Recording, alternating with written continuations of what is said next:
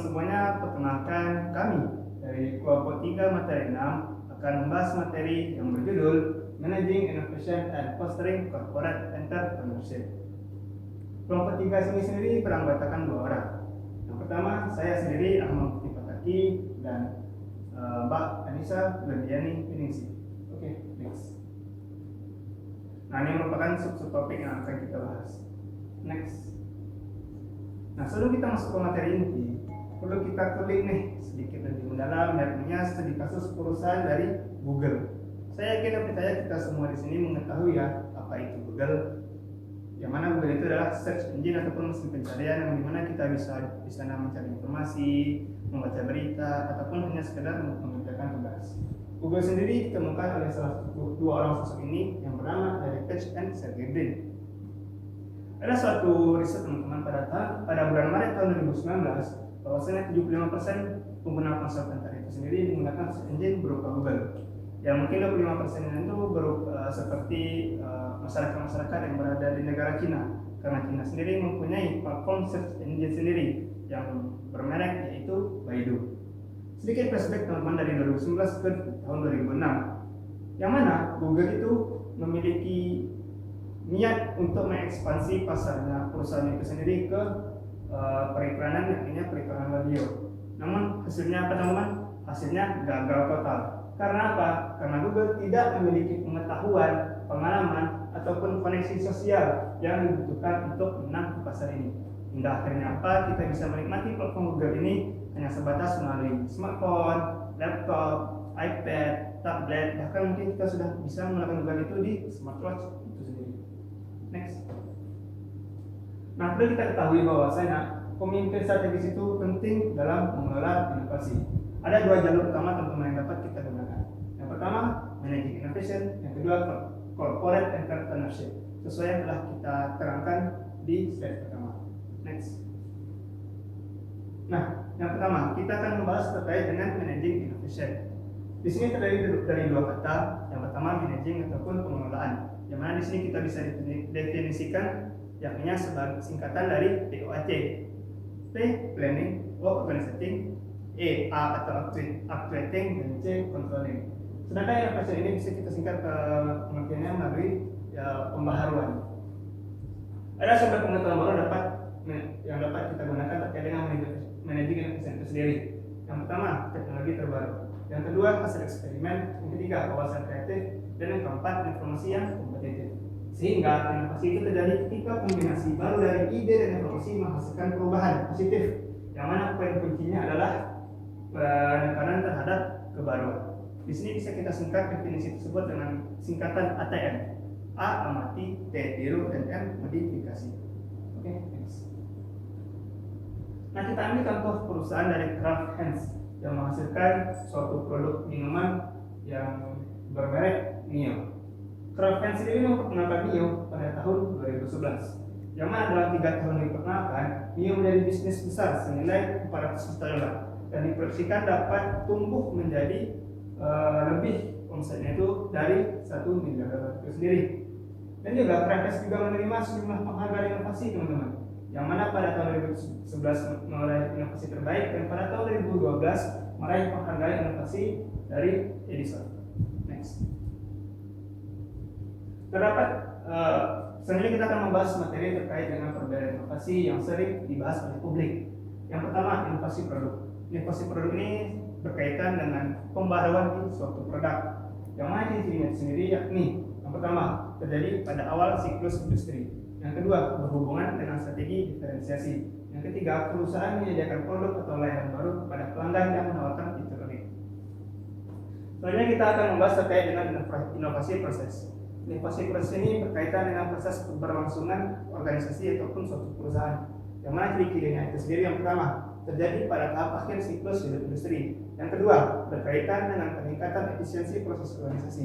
Dan yang ketiga, perusahaan mencari cara untuk tetap bertahan di pasar, di mana permintaan telah mendatar dan persaingan lebih ketat. Oke. Nah, ada jenis inovasi menurut teori inovasi disruptif yang dikemukakan oleh Profesor Clayton dan Christensen yang merupakan seorang dosen Harvard Business School.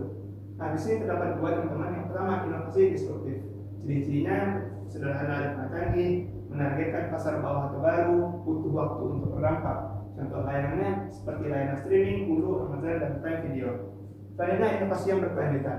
Ciri-cirinya adalah melanjutkan tren yang ada, fokus pada peningkatan, membuka peluang baru bagi pemilik pasar. Contohnya adalah teknologi smartphone yang senantiasa terus berkembang ataupun berkelanjutan. Next. Nah, kira-kira apa sih yang membuat inovasi itu sulit? Karena terdapat di sini teman-teman penjelasan terkait dengan ketidakpastian tentang hasil.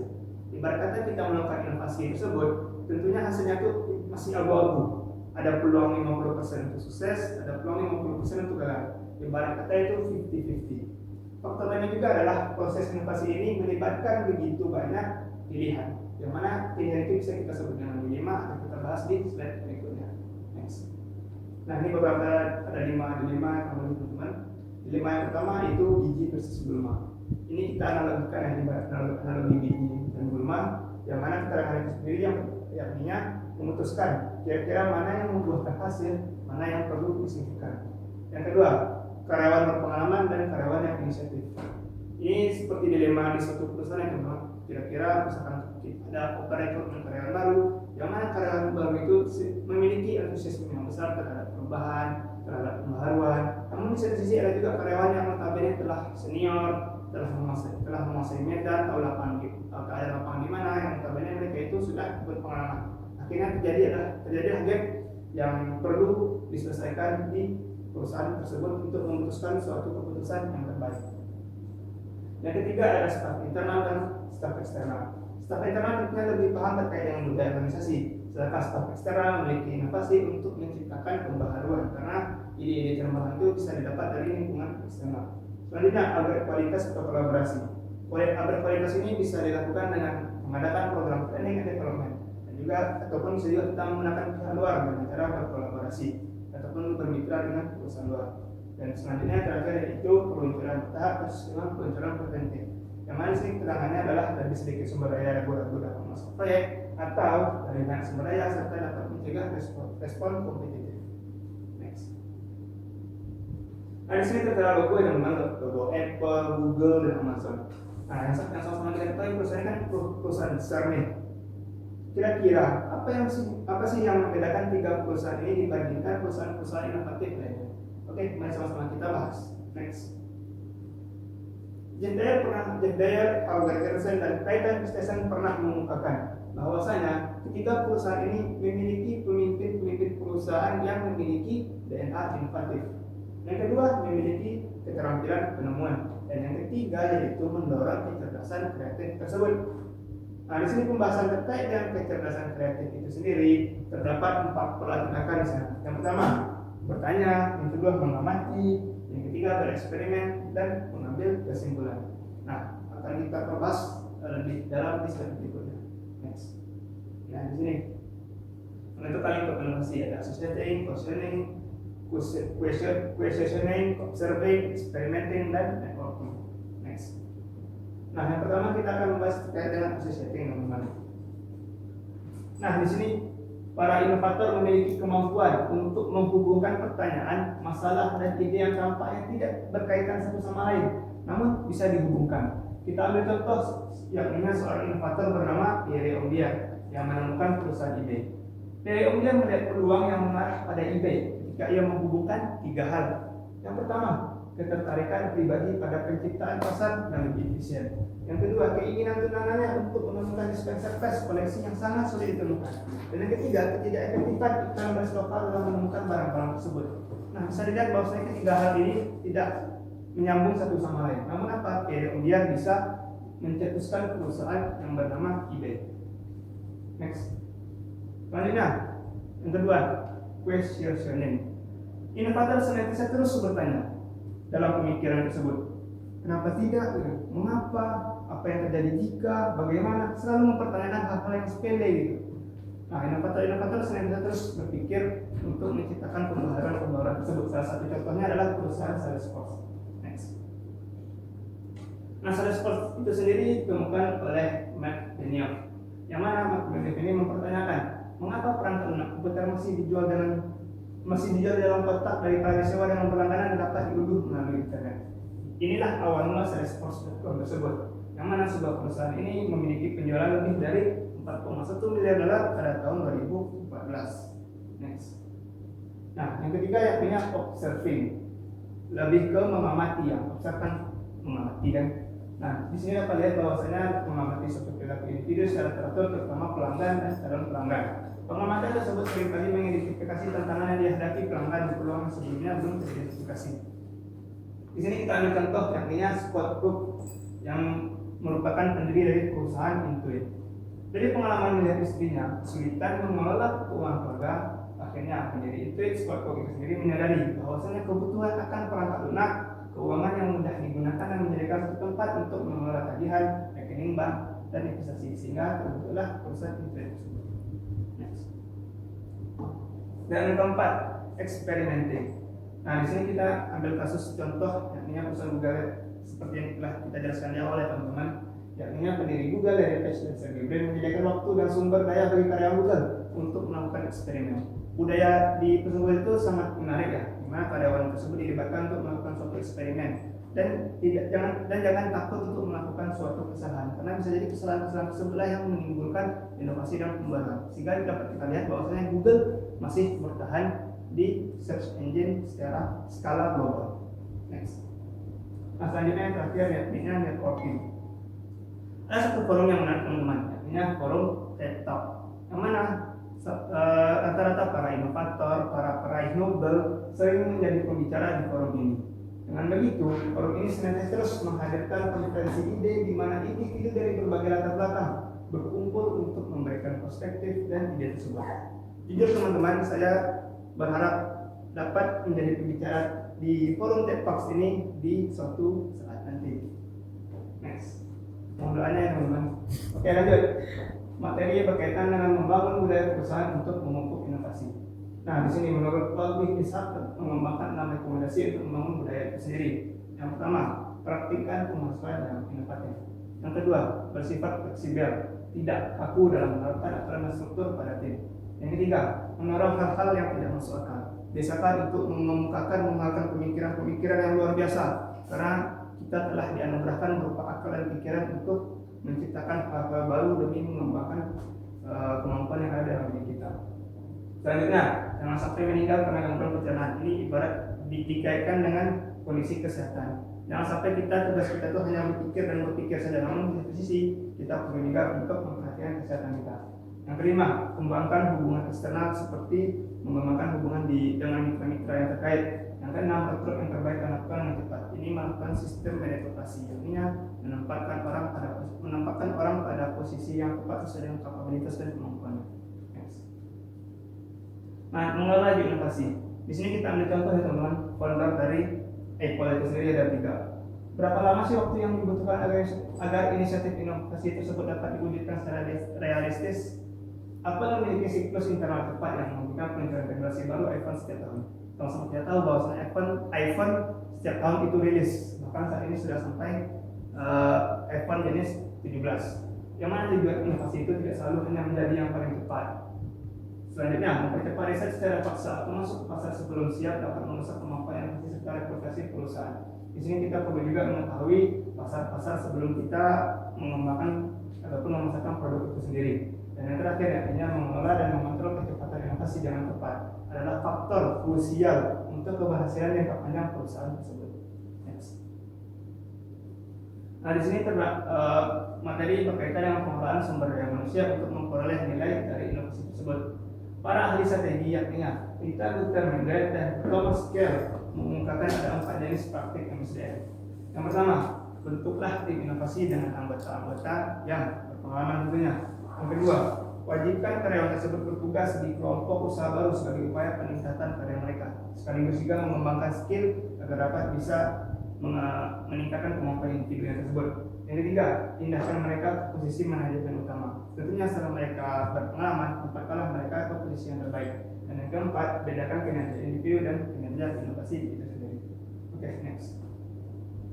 Selain itu, ada juga praktik perekrutan yang seolah-olah efektif namun kontraproduktif. Yang pertama, membentuk tim yang hanya pemain andal. Jika seandainya tim itu hanya berisi orang-orang yang ahli, Tentunya orang-orang yang ingin merasa dia menjadi pemain bintang, tentu ada satu hal yang mengganjal, yakni egosentris terhadap karyawan ataupun staf perusahaan tersebut. Yang kedua, membentuk tim yang hanya terdiri dari sukarelawan. Terkadang kita perlu juga mengelola tim yang ataupun merekrut orang-orang pihak luar selaku volunteer itu sendiri. Yang ketiga, menciptakan iklim membatasi inovasi yang tergabung dalam ayat kedua. Prof. Jeffrey Eders, yakni seorang profesor dari New York University, menawarkan wawasan berikut. Yang mana nilai dari inovasi yang gagal itu ada beberapa kategori, yakni ada beberapa cara yang perlu dilakukan. Yakni yang pertama, hindari terlalu banyak komitmen. Yang kedua, jangan biarkan rasa malu atau keputusasaan membuatmu keluar dari permainan. Yang ketiga, berubah arah dengan cepat jika sudah menyadari kesalahan. Yang keempat, transfer pengetahuan. Dan yang kelima, perlu diingat terkadang berbahaya jika benar sejak awal itu terkadang menimbulkan sesuatu yang tidak diinginkan. Next. Selanjutnya, penelitian dari Julian Bertinsau menunjukkan bahwasanya kegagalan dapat menjadi katalisator yang hebat untuk pembelajaran. Ada 3 langkah pemanfaatan dari kegagalan tersebut. Yang pertama, mempelajari proyek-proyek yang tidak berhasil dan mengumpulkan sebanyak mungkin wawasan dari proyek tersebut. Ini diibaratkan sebagai proses evaluasi. Yang kedua, menginvestasikan wawasan tersebut dan membagikannya ke seluruh organisasi. Ini diibaratkan sebagai sharing pengetahuan.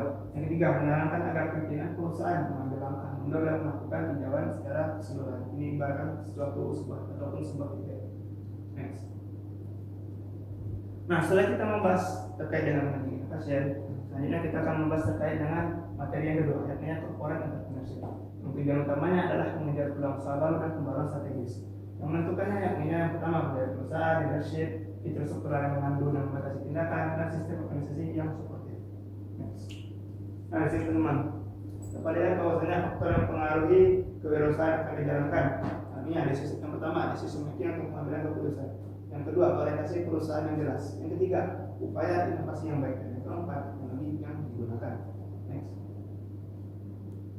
Nah, dapat dilihat bahwasanya setelah pembahasannya tadi, pengertian dari corporate entrepreneurship itu sendiri adalah penciptaan nilai baru bagi suatu perusahaan atau investasi yang menciptakan baik berupa sumber keunggulan kompetitif baru ataupun pembaruan proporsi nilai itu sendiri. Ada 4 langkah yang akan dilakukan. Yang pertama, mendefinisikan ulang teknologi atau kompetensi secara umum. Yang kedua, mengidentifikasi aplikasi baru dari teknologi tersebut. Yang ketiga, pilihlah aplikasi yang menjanjikan. Dan yang keempat, pilihlah metode yang terbaik. Nah, selanjutnya kita akan membahas terkait dengan neo venture groups, yang mana di sini dapat dilihat bahwasanya perusahaan sering bentuk unit-unit khusus baru yang tujuannya adalah untuk mengidentifikasi, mengevaluasi dan mengembangkan peluang usaha. Yang mana kelompok usaha baru ini biasanya memiliki mandat yang lebih besar daripada departemen R&D biasa. Yang kedua, keterlibatan mereka meluas melampaui inovasi dan eksperimen hingga berkoordinasi dengan divisi perusahaan lainnya. Oke, next. Selanjutnya kita akan membahas terkait dengan inkubator bisnis. Yang mana inkubator bisnis itu sendiri dirancang untuk menetas bisnis baru. Inkubator ini biasanya menyediakan sebagian atau seluruh dari fungsi berikut. Yang pertama yaitu funding. Di sini didefinisikan sebagai investasi modal serta investasi non tunai. Yang kedua, ruang fisik, artinya tempat melahirkan ide-ide baru dan kolaborasi. Yang ketiga, layanan bisnis, artinya perusahaan yang membutuhkan infrastruktur dasar. Yang keempat, proses pendampingan, artinya memberikan bimbingan dan nasihat berdasarkan pengalaman. Dan ini pendampingan ini bisa diistilahkan dengan program mentoring. Yang kelima, berjejaring atau korelasi, artinya dengan berbagai pihak yang memfasilitasi pemecahan masalah dan berbagi pengetahuan. Next. Nah, ada 3 aspek yang perlu diketahui teman-teman, yakni yang pendekatan terhadap kewirausahaan korporat. Yang pertama, budaya kewirausahaan, yang kedua, alokasi sumber daya, dan yang ketiga, jualan produk ataupun produk champion yang akan kita bahas di slide berikutnya. Yang pertama, budaya kewirausahaan. Nah, budaya kewirausahaan adalah budaya di mana kita yang berpeluang usaha merasa setiap bagian organisasi. Catherine Winger pernah mengumumkan bahwasanya kami memiliki kebijakan itu terbuka bagi siapapun di perusahaan untuk menyampaikan ide. Jika kami menyukai ide tersebut, maka kami akan dapat bekerjasama dengan mereka. Jika mereka menyampaikan ide secara ringkas, tentunya yang mengartikan bahwasanya kita itu sedang mengerjakan sesuatu yang bernilai ataupun memiliki value. Next. Yang kedua, alokasi sumber daya.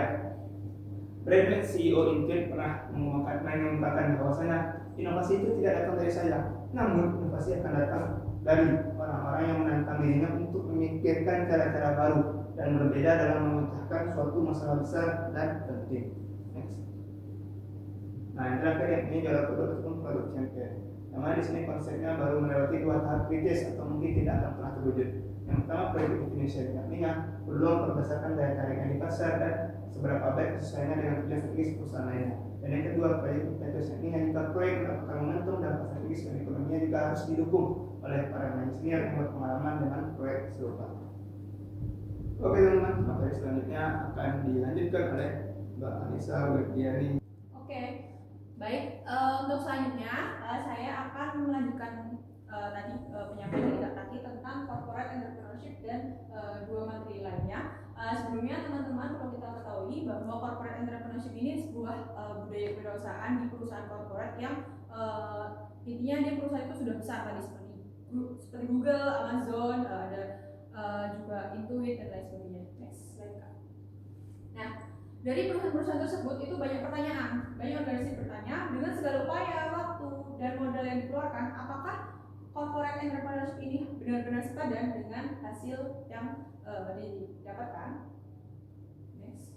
Nah, padahal realitanya dari financial CE atau financial corporate entrepreneurship ini dia itu membutuhkan upaya besar, di mana proses inovasinya itu membutuhkan usaha dan komitmen yang sangat besar dan juga harus konsisten untuk mencapai corporate entrepreneurship tersebut. Lalu tingkat keberhasilannya itu hanya sekitar 50% antara iya dan tidak, dan mana ini diukur dalam waktu 6 tahun setelah usaha itu bisa diluncurkan. Nah, hasil risiko dan hasilnya itu belum seimbang. Meskipun risikonya tinggi dan perusahaan mengharapkan keuntungan yang besar dari operasional yang dikeluarkan, tapi risiko yang hasil yang diterima itu belum tentu sesuai dengan risiko yang dia terima. Next. Nah, dalam corporate entrepreneurship itu juga ada yang namanya tujuan strategis, di mana tujuan strategisnya yang pertama memperkuat posisi kompetitif perusahaan itu untuk tetap bertahan di pasar, lalu membuka jalan untuk masuk ke pasar-pasar yang baru. Contohnya Google itu kan terkait dengan teknologi, nah dia bisa masuk ke dunia pendidikan, dunia kesehatan dan lain sebagainya. Lalu memperluas kapabilitas perusahaan melalui pembelajaran dan perolehan pengetahuan baru. Selanjutnya, perusahaan juga bisa membangun serta memperkuat basis sumber daya dan pengalaman korporasi. Next. Nah, dari adanya budaya kewirausahaan entrepreneurship tersebut, banyak perusahaan bertanya, apakah produk atau layanan yang ditawarkan diterima oleh pasar? Apakah usaha dianggap sukses? Apakah kontribusi usaha tersebut terhadap kompetensi internal dan pengalaman perusahaan berharga? Lalu, apakah usaha tersebut mampu mempertahankan habis keunggulan kompetitif perusahaannya? Next slide. Nah, dari pertanyaan tersebut ada sebuah kasus yang yaitu kalau teman-teman tahu ya, produk Motorola. Ya, dia adalah produk handphone. Ini biasanya pada anak-anak Gen Z sekarang itu banyak yang pakai Motorola. Di sana dia itu ternyata di berita tahun 2014 dia menginvestasikan sekitar 5 miliar US dollar untuk sebuah proyeknya bernama Iridium, dan di situ dia gagal habis-habisan dari segi R&D-nya, dan itu merupakan salah satu kerugian terbesar karena strategi corporate entrepreneurship-nya ini tidak dilakukan dengan baik. Next slide. Nah, bagaimana sih agar budaya atau entrepreneurship corporate ini bisa terjalin dengan baik? Ada yang alat bernama real option analysis. Itu sebuah alat analisis investasi yang memandang sebuah kegiatan investasi sebagai serangkaian langkah berurutan, dan pada setiap langkahnya perusahaan itu bisa memilih untuk menginvestasikan dananya, atau untuk menundanya, atau untuk mengurangi skala investasinya, atau untuk menghentikan kegiatan tersebut untuk tidak investasi. Contohnya ada teman-teman mungkin kurang paham juga, tapi ini ada perusahaan bernama Johnson Controls, di mana dia ini sepertinya perusahaan alat berat atau perusahaan listrik dan lain sebagainya. Dia itu menerapkan alat analisis tersebut dan memproyeksikan pertumbuhannya dengan kinerja kuartal keempat yang kuat. Jadi tidak selamanya corporate entrepreneurship ini tuh gagal. Ada yang berhasil seperti Johnson Controls ini. Next slide. Nah, selanjutnya dari penggunaan real option analysis itu apa sih manfaat utamanya? Yang pertama adalah meminimalkan kegagalan perusahaan. Yang kedua adalah mengurangi ketidakpastian. Ini merupakan alat strategis yang efektif untuk menekan risiko khususnya dalam proyek R&D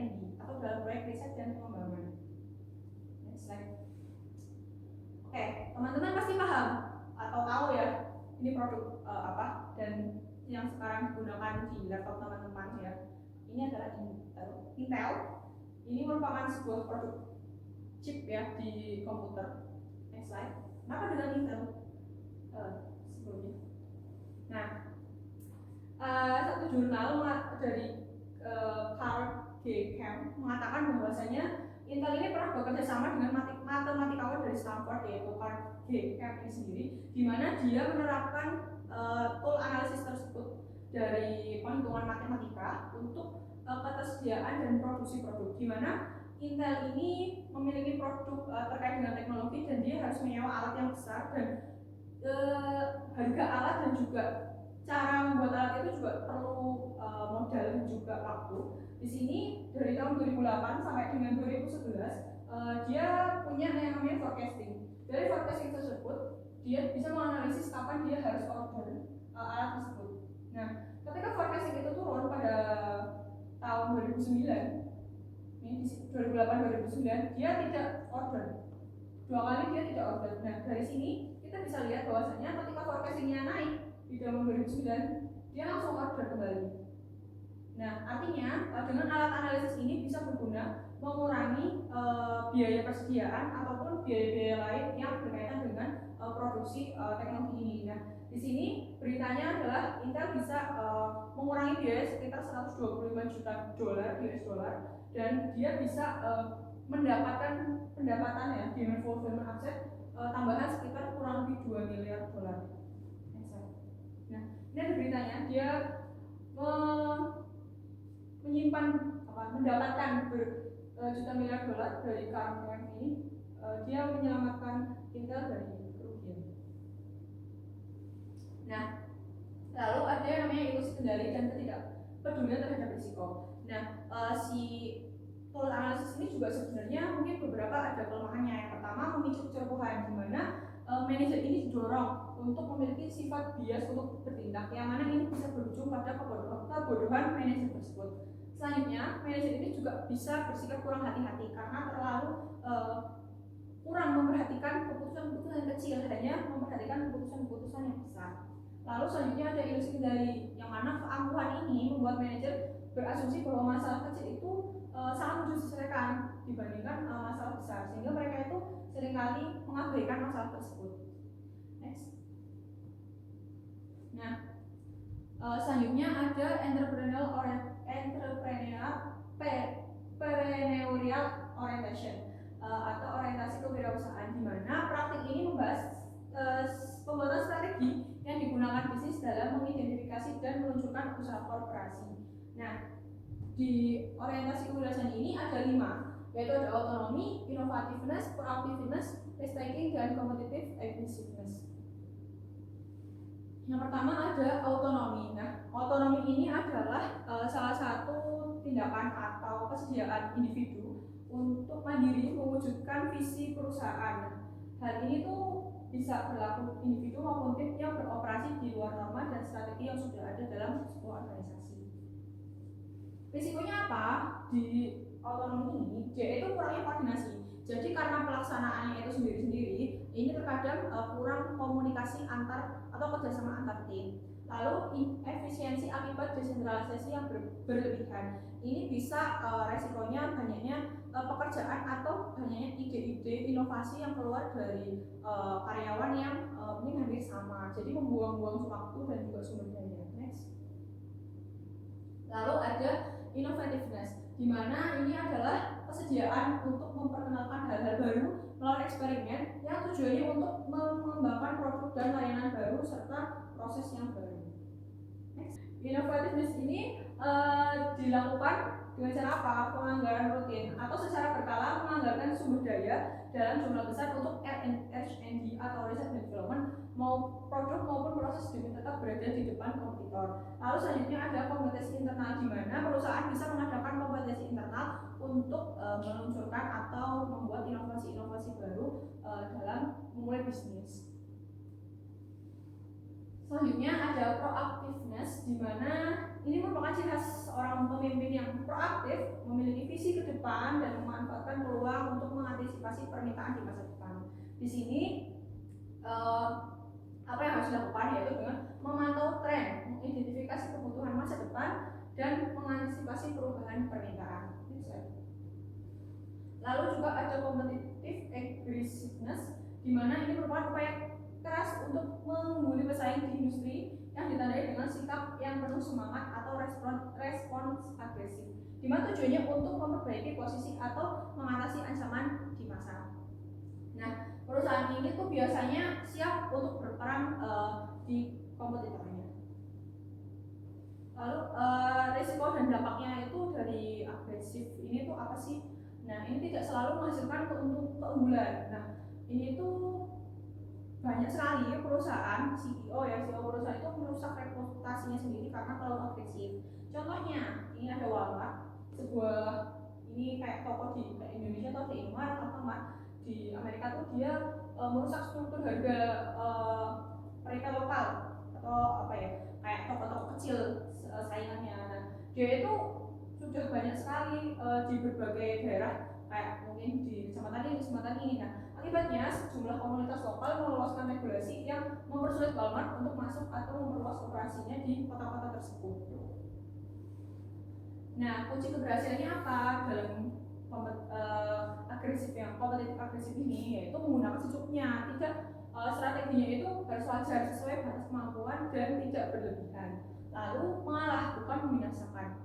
Perusahaan ini yang membangun kompetitif secara agresif ini dan memanfaatkan peluang akan lebih mampu mempertahankan keunggulannya jangka panjang jika tujuan mereka itu bukan untuk mengalahkan, bukan membinasakan kompetitor mereka.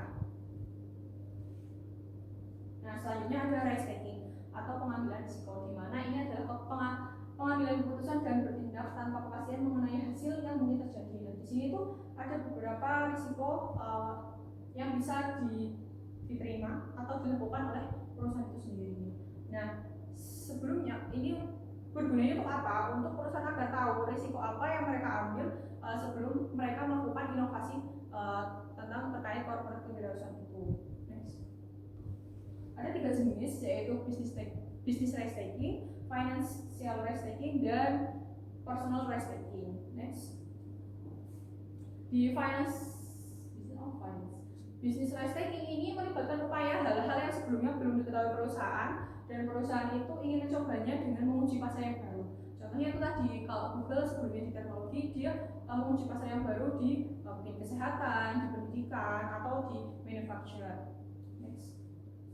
Kalau finance ini adalah perusahaan harus meminjam atau menginvestasikan dananya, jadi lebih ke keuangan, di mana dia itu risiko ini itu merujuk pada hubungan timbal balik antara risiko dan imbal hasil yang umumnya dibahas dalam analisis keuangan. Jadi apakah mungkin payback-nya lama atau mungkin nanti NPV balik modalnya itu lama atau tidak. Next. Selanjutnya itu yang terakhir adalah personal risk taking, di mana ini merupakan salah satu risiko yang diambil oleh perorangan. Contohnya dari CEO-nya itu sendiri, yang mana dia itu mengambil risiko untuk berpotensial yang memengaruhi image-nya dia sendiri sebagai seorang CEO atau mungkin dari karyawan itu sendiri. Dan ini tuh untuk mengambil sikap mendukung suatu langkah yang strategis, dan ini sangat signifikan bagi karir mereka. Next. Mengelola kecepatan inovasi adalah seni berlari terlalu cepat ke pasar sebelum siap, halnya akan merusak reputasi yang dibangun bertahun-tahun. Jadi sebelum kita membangun sebuah corporate kewirausahaan atau inovasi perusahaan yang baru, kita harus tahu strategi-strateginya apa dan harus tahu risiko-risikonya apa, dan itu bisa diukur dengan tools analisis. Sekian dari kelompok kami, mohon maaf bila ada kesalahan atau kalimat yang kurang berkenan. Wassalamualaikum warahmatullahi wabarakatuh.